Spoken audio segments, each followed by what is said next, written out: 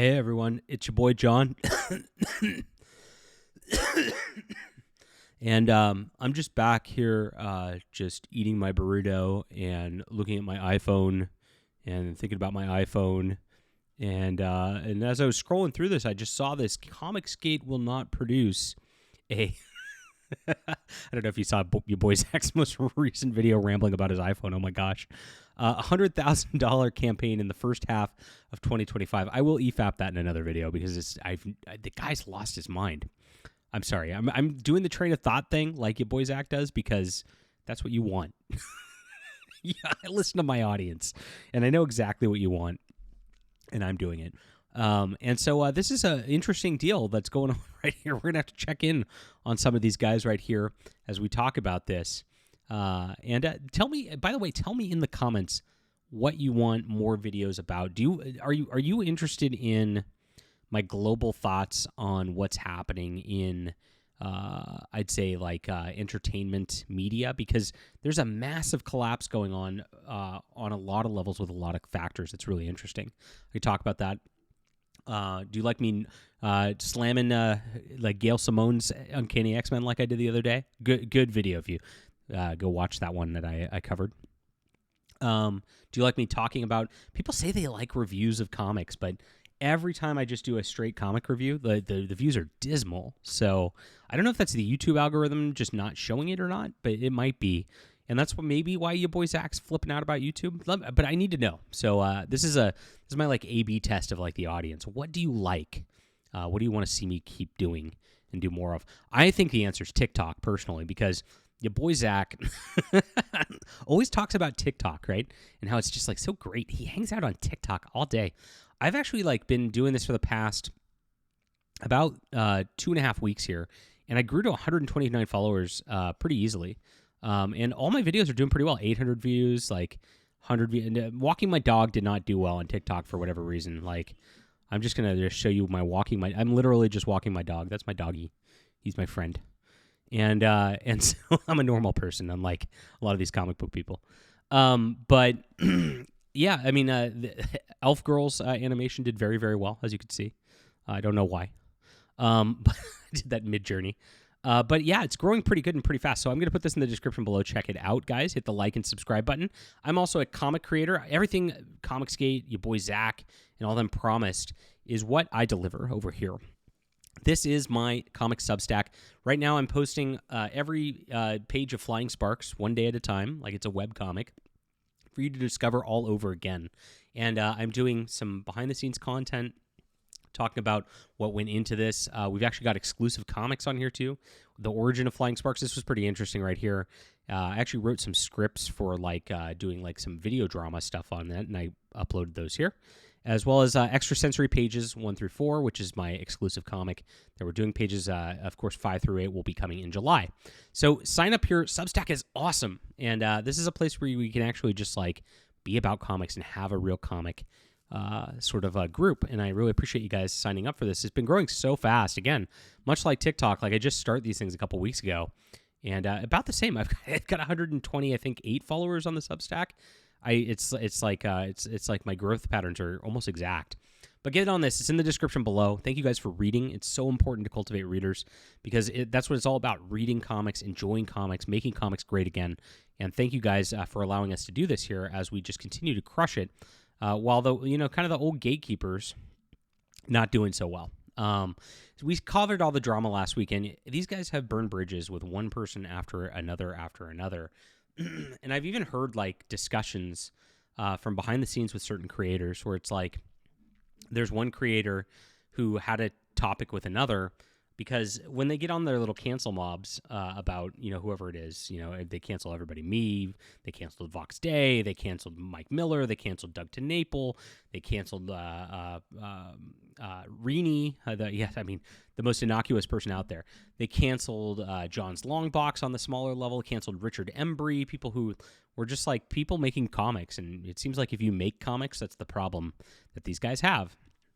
And a couple of bigger creators were talking about this. Like when one was getting canceled, he actually talked to me, and a lot of the ComicsGate Kings talked to me behind the scenes. and they are not happy with what's going on. Not happy. And you're starting to see it trickle out a little bit, right?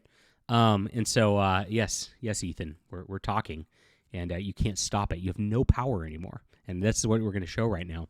Very, very funny. But one guy was getting canceled, and another guy was still hanging on the show at the time. And the first guy told me, hey, he told the guy, like, hey, if you need to, like, disavow me and make fun of me or whatever, just do it, just so you can maintain your, crowdfunding doing well with these guys on off of this audience. I don't mind. Is if you need to make a living, just make the living. And that struck me pretty hard. I was like, that person has a lot of character to say that. To say, you know what? I know you're my friend. You can say whatever in public about me, bash me. I want you to make your living. And that's the type of like people I want to be around. And that's the type of comic movement, like be willing to self-sacrifice in order to do something. That's really cool. And that person, if you watch this video, kudos to you for doing that. And for helping your buddy. I hope your buddy gets out of it. Because, being around this sort of thing, it's not going to last very much longer. It's collapsing in real time as we're seeing.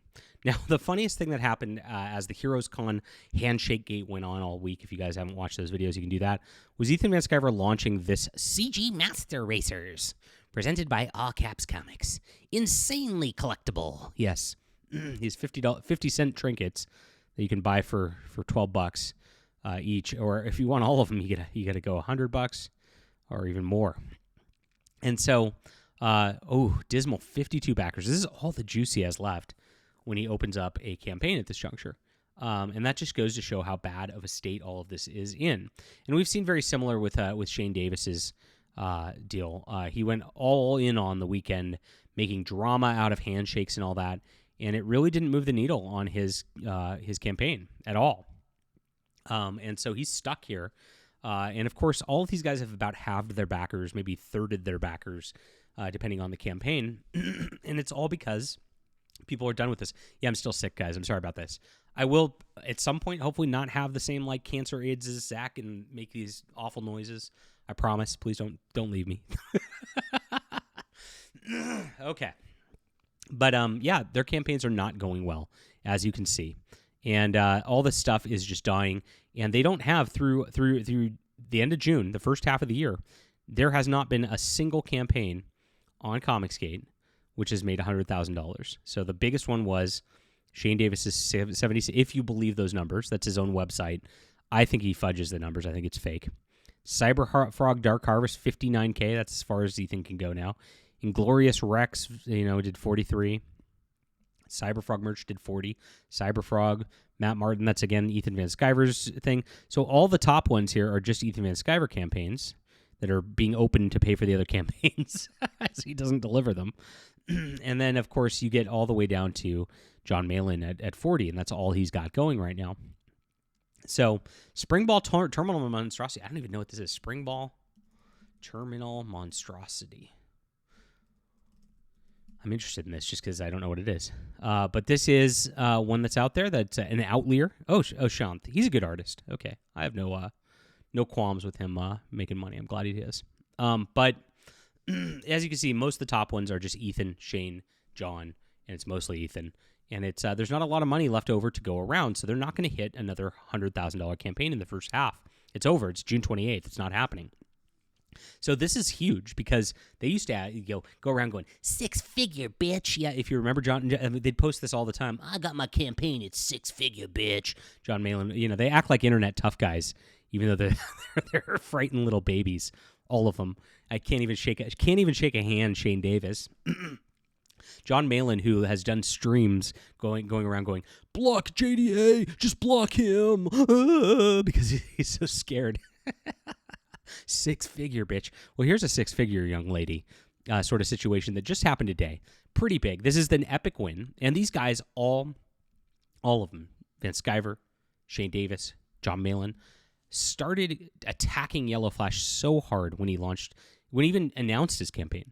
When they even put up trailers about this saying, here's my Golden Patriot, I'm launching it on RIPPASEND.